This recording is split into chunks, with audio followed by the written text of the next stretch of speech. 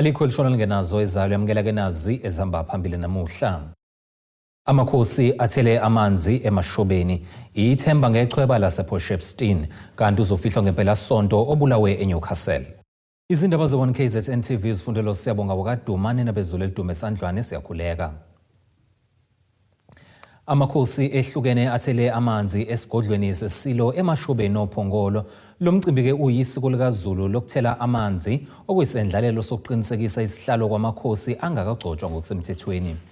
Izandla lesine isilo imizulu kaZulu lokuzingenela esihlalweni lapho siqhubeka nosiko lukaZulu lokuthela amanzi kwamakhosi asendlunkulu okuyisiko lapho amakhosi ethela khona amanzi ngaphambi kokugcotshwa ngosemthethweni.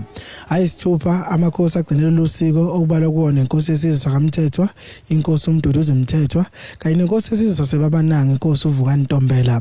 Selokhu isilo singenile esihlalweni sivuselele usiko olusemqoka nina besilo lokuthi ngaphambi kokuthi amakhosi lawa agade amagquma namathafa nezintaba zengonyama okungamaduna esilo ngaphambi kokuthi aqhubeke nemisebenzi yawo lapho ekhona kulusiko ukuba aqale ezogcina usiko lokuthela amanzi.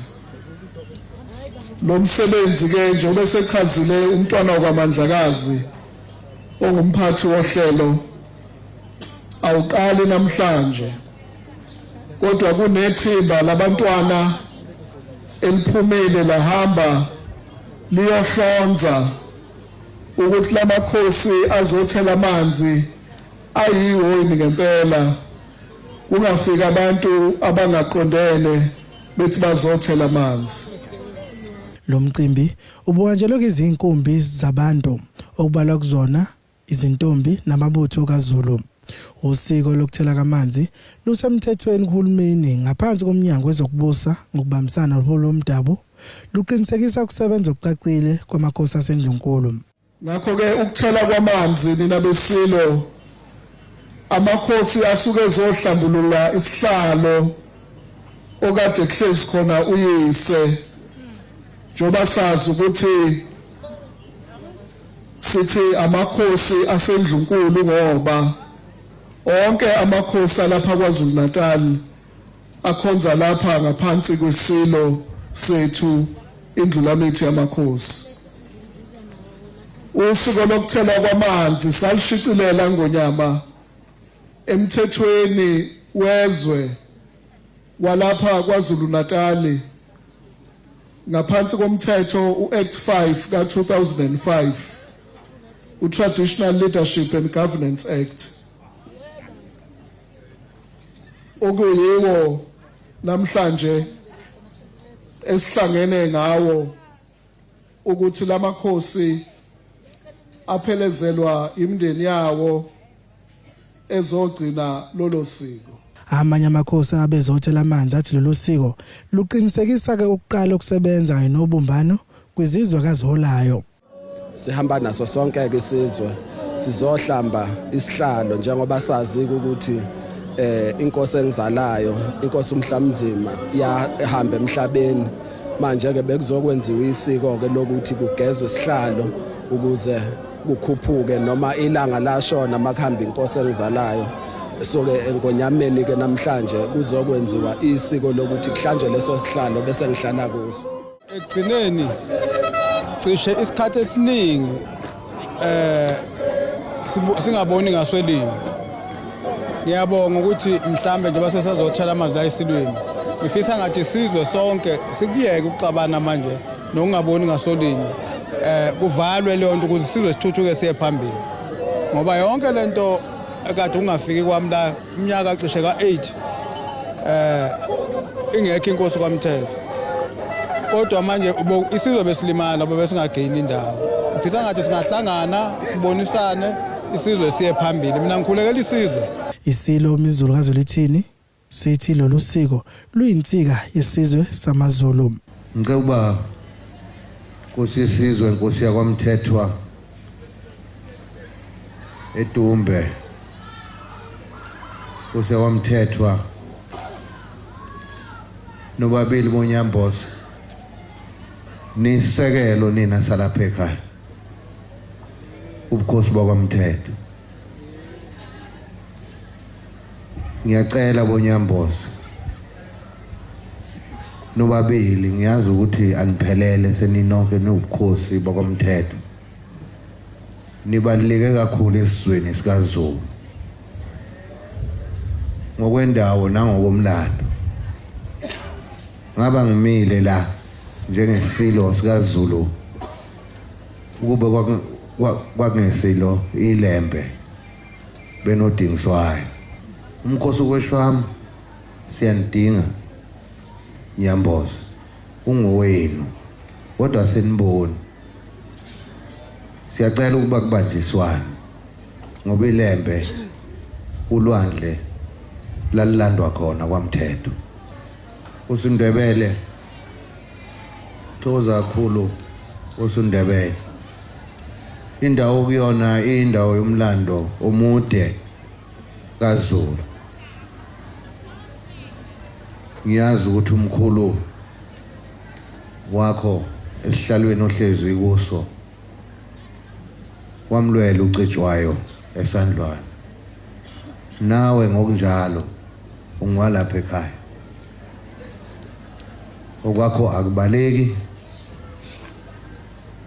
Konke okwenzayo nesikwenzayo nathi lapha ekhaya kumele ube khona. Ndebele siyabonga nkosisi. Wanobamba kubaleka kakhulu inhliziyo nomoya kaZulu nala sidabuka khona thina siwuZulu. Ntombela ngokubambisana nawe ithempeli lethu leliya elingcwele nathi esiliphakamisayo nesilihloniphayo kakhulu eliphethe lesisizwe nendlunkulu nesihlalo konke. Siyazi ukuthi masibambisene nawe Ntombela namanye amakhosi awumncele kanye nawe inkosi namakhosi aselele azosibusisa mahlobo. Ezindabeni ze1 KZN TV kubi inkosi enhle Mthembu esikoleni seSilo eMashobeni oPhongolo. Khona manjalo ohanjelwe izithunywa ezivela eMalawi umcimbi wokugcotshwa ngokusemthethweni kwenkosi uMalusi Zondi waseNandi eMzinyathi eThekwini nophindeke abe ngumongameli weBlack Business Federation. Lo mcimbi ke usukele ekhaya lakhe ephelezelwa nayizinduna ebheke oPhongolo esigodlweni seSilo eMashobeni. Iziko lezindaba lifike kule ndawo ngesikhathi zehora lesihlanu ekseni njengoba bekuzoqala amalungiselelo okuphuma kwamabutho nethembe liphelezele inkosi uZondi. Inkosi uZondi ingenye yamakhosi abekwa ngokuqokwa iSilo ekubeni yiso laso kwezinye zezindawo engaphansi kwaso. Ngiyabonga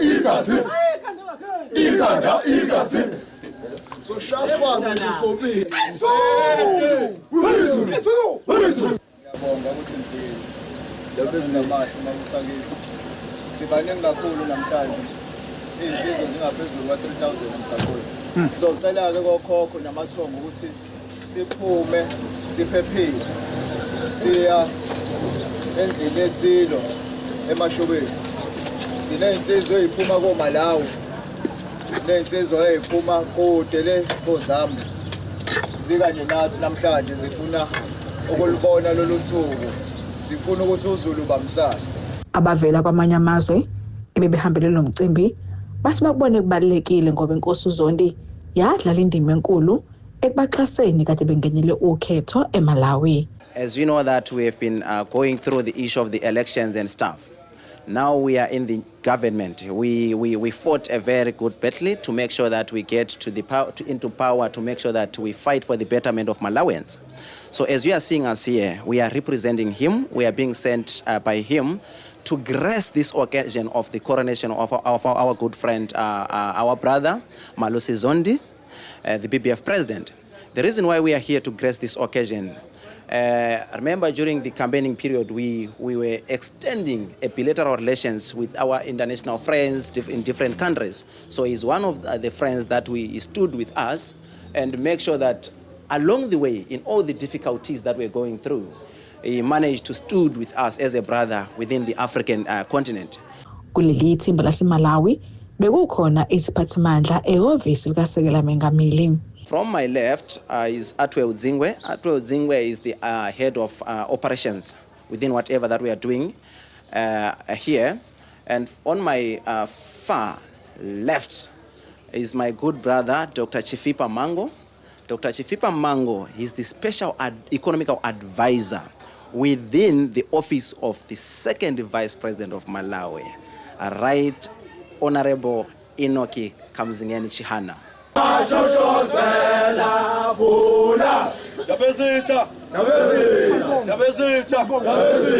Kanti ithimba libe seliqhubekela eMashobeni okuyilapho koqhubeka khona umcimbi wokugcotshwa.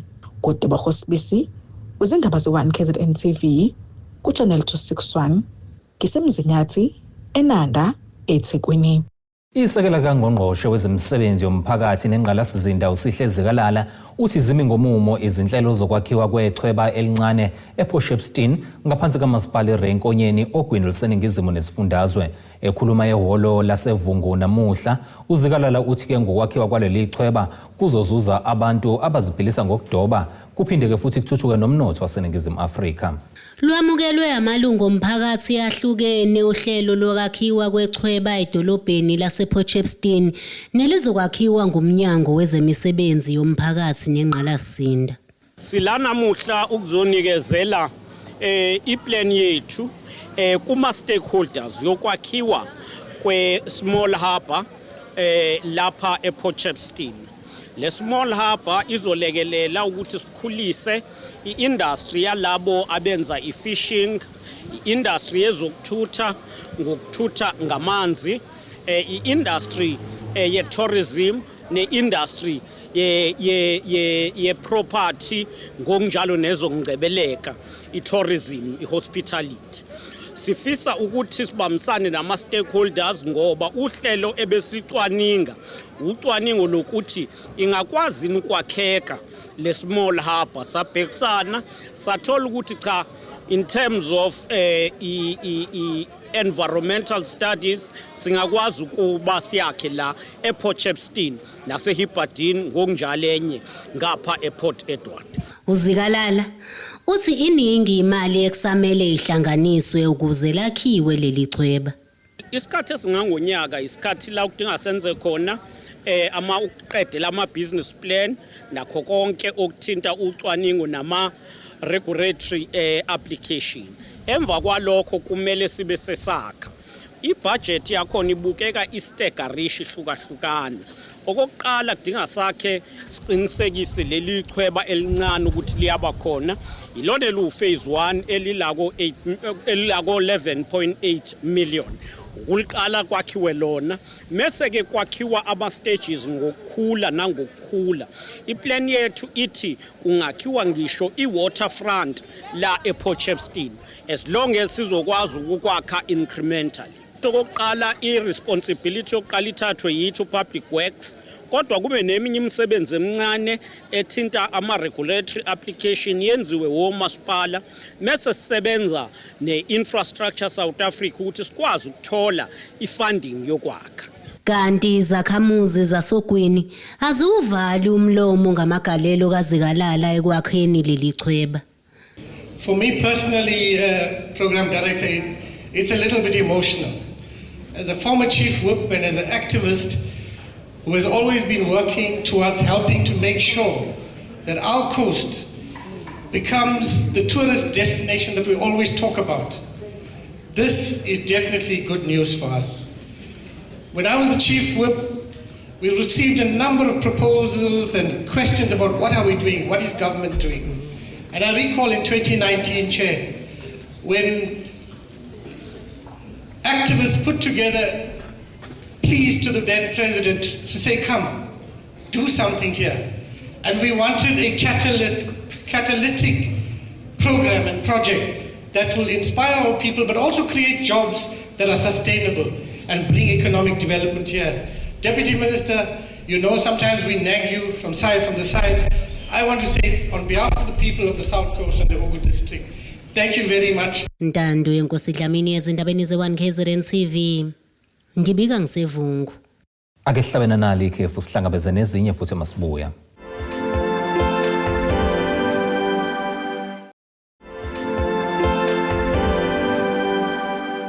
Ake sikubingelele siphinde sikwamukele mekokuthi ke usanda kubukela izindaba zethu nazi izihloko zihamba phambili namhlanje. Amakhosi athele amanzi emashobeni ithemba ngechweba lasePort Shepstone kanti uzofihlwa ngempela sonto obulawe eNewcastle. Uzofihlwa ngempela sonto uLuyanda Zulu otholakale enqunu ebulewe ebhulohweni laseLeicester eNewcastle enhlane likaMthaniya. uLuyanda wagcina ukubonakala ngomgqibelo ebusuku ehamba nabangani bakhe endaweni yokucima ukoma kanti kabomndeni bathi bafuna ukuthi umthetho udlale indima yawo kubanjwe isigilamkhuba. Uzofihlwa ngempela sonto uLuyanda Zulu otholakala ebulewe endaweni yaseLeicester eNewcastle. Abomndeni bathi bafisa ukuba umthetho udlale indima yawo. Sidabuke kakhulu ingane yethu. But a happy soul. Hlale jabulile. Hlale ihlekela. Sebhlungu kakhulu. Ukho konke. Besifisa ukuthi umthetho ungenelele. Sicele nabasiphethe endaweni amakhosi namakhansela ukuthi angenelele kulolu daba because kube endaweni yaseLeicester njengamanje seziningi idumbe iphumile. Besifisa ukuthi uLuyanda azathola ijustice athi nomelele lapha ekhona ayale ngokuthula. Kanti iqembu leMK lithale neme ngokwenzakalayo kubantu besifazane.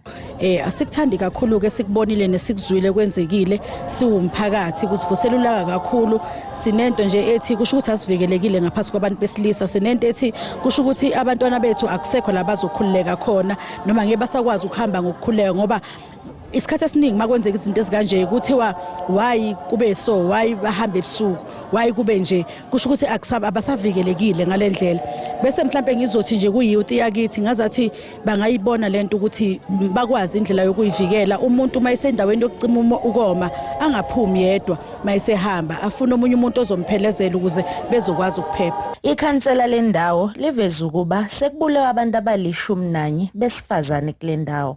Umuntu wes11 lo bekade ngihambele umhlangano obubizwe uPremier ePietermaritzburg ebekuyipisi lehutla ngifike ngalitheblisha udaba la eWard 6 ngacela uPremier ukuthi akangenelele through umnyango waka community safety ukuthi basondele bazosilungisela umphakathi. Ziningi izinto kufanele zenziwe inselelo iningi kakhulu esinazo la endaweni sinenkinga yezipoto eziningi engavali ngesikhathi sinenkinga yama gangsters abafana abancane la eWard 6 they are so demoralized in such a way that basheshe basiyeke isikole mangabe sebesiyekile isikole bese emva kwaloko beqoqa insimbi laba yodayisa scrapyard esingekho emthethweni esisibikile emaphoyiseni ithi misiphelile leyo mali bese beyaqala ke bephuma sebeyokhuthuza abantu. Khona manjalo kulindeleke ukuba uLuyanda afihlwe ngesonto ekhaya kubo. Umngcwabo kaLuyanda uzoba ngesonto. Uzophumela ekhaya kubo elikhulu eMasondeza. Kubika uThobeka Dladla ezindabeni ze1 KZN TV ngiseNewcastle. Iqembu leANC ngaphansi kwesifunda iMusa Dladla lihambisana namabandla ezenkolo ehlukene bakhulekele izingozi emgaqweni onguthela waye kuN2 ngalomkhuleka okwebahlose ngawo ukunciphisa izingozi zomgwaqo ezidlula nemphefumulo yabantu. Kukhulekele izingozi zomgwaqo ezidlula nemphefumulo yabantu emgwaqeni sishiyeke izidandane zabafelokazi izihlobo zilahlekelwe kanye nabangane izeke noma zenzeka noma yinini izingozi kodwa kamaholiday okuphela konyaka ilapho ke sigqama kakhulu ngakho ke iqembu leANC sifundeni iMusa Dladla libe nomkhuleko lihambisana nabafundisi bamabandla ahlukene bezokhulekela ukuba lezi ingozi zinciphe. Siyazi ukuthi izingozi ziningi kakhulu ezenzekalayo nanokuthi ziningi izintandane nabafelokazi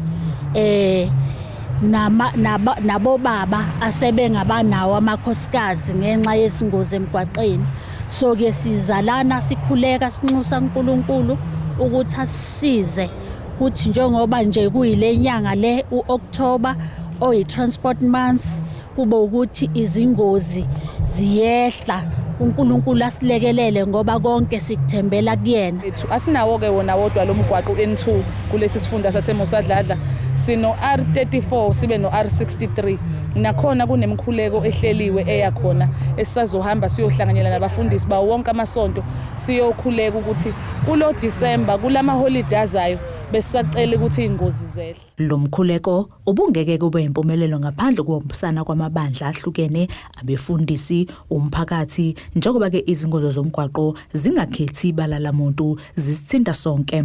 Inhloso yethu nabefundisi be-Commission for Religious Affairs ukuzobamba iqhaza kule transport month ukuthi mayingapheli lenyanga kungekho iqhaza esilibambile ngoba ingozi ezenzeka la emgwaqeni ziyasithinta singabefundisi.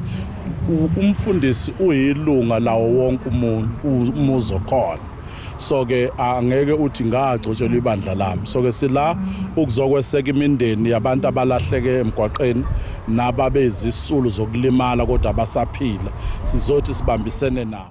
Lo mkhuleko nje wenzeka vele leli qembu lisesihlelweni ke lokuzakha kabusha lilungisa amaphutha esikhathi esedlule ukuze ke liphinde lizuze ukwesekwa kwalo ngabantu.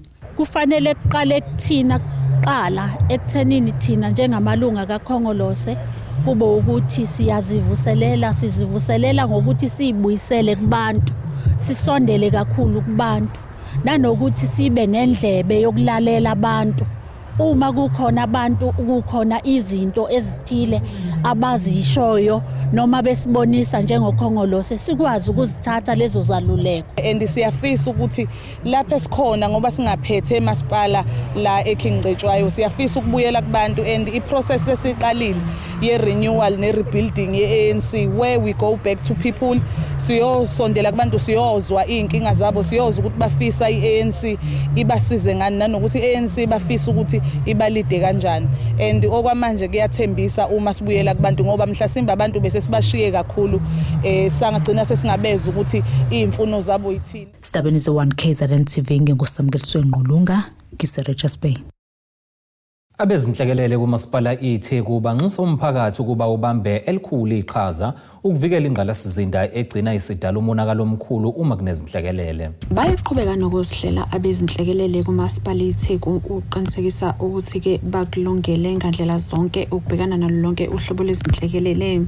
Laba ke bathi izikhukhula zango-2022 zibafundise lukhulu ngokubaluleka kokusatshalaliswa kolwazi ngezinhlekelele kusenesikhathi. We've had what we call a disaster management level 2 plan, which we didn't have in 2022 or before the 2022 floods. So as part of the outcomes of the 2022 learning programs, we've then adapted to create a level 2 disaster management plan where all the departments within the metro have their responsibilities and are able to implement their responsibilities even before a disaster happens and not wait for a disaster to happen. So we have what we call a joint operations center. So we have increased our meetings with the different stakeholders in terms of adapting to the early warnings that we get.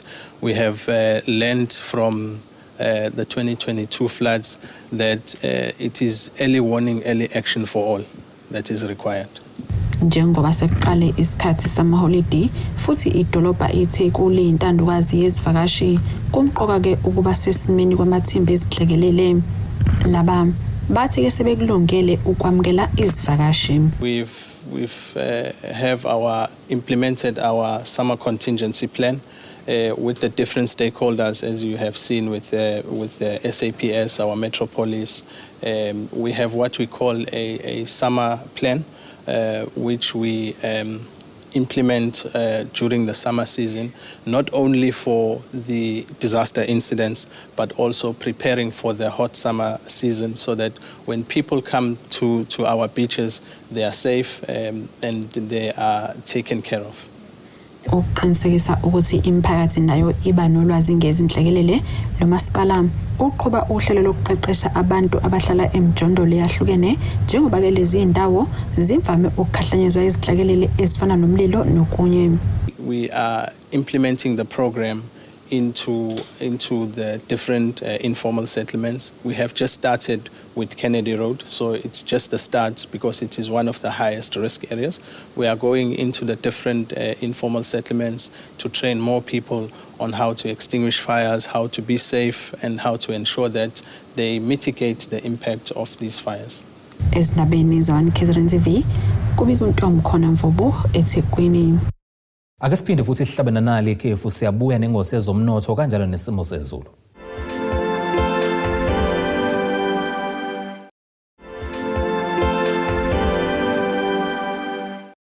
Ake siphinde futhi sikubingelele sikwamukele ukuthi usanda kubukela izindaba zethu nazi ihloko esifulo sakazo namhlanje.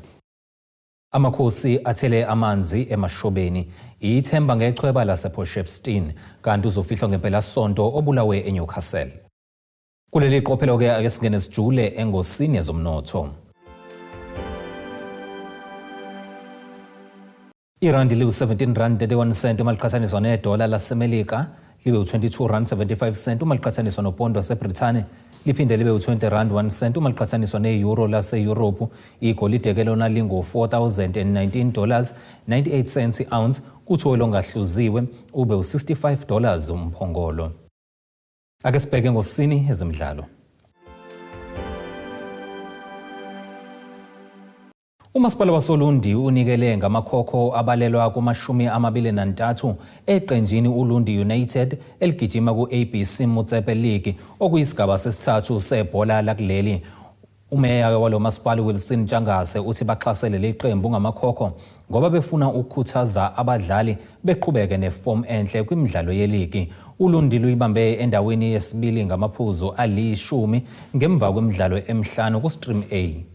Namhlanje sizosijabulela kakhulu ngoba abafana bethu laba esiyiqhayisayo ngabo uLundi United abenza kahle kwiligi yabo.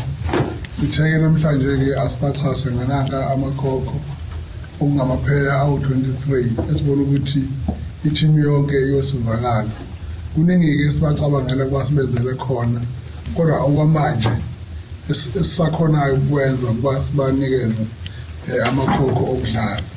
Okunye kuyode kulandela-ke esifisa ukuba sibasize ngakho ngeke kwazi ukusho njengamanje ngoba ithuba alakafiki nalokho.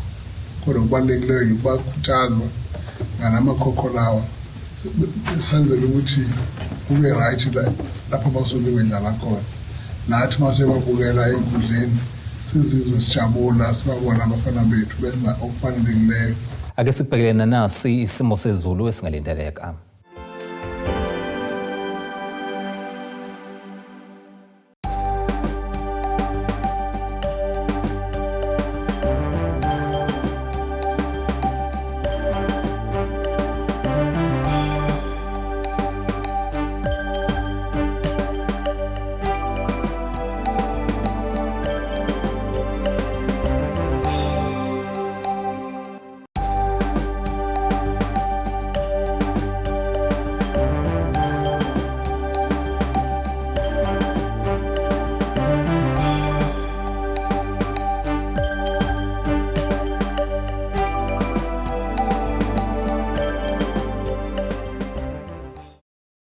Zulumya mundlela zimhlophe ngiyazigoqisa nokho besikuphathele zona namhlanje hlangabeze noma kanjani futhi kusasa ngesikhathi esifanayo. Abethuli bethu bezindaba baxhaswe ithuliz Bayview Bridal. Ungabashayela kulezi zinombolo ezivelile.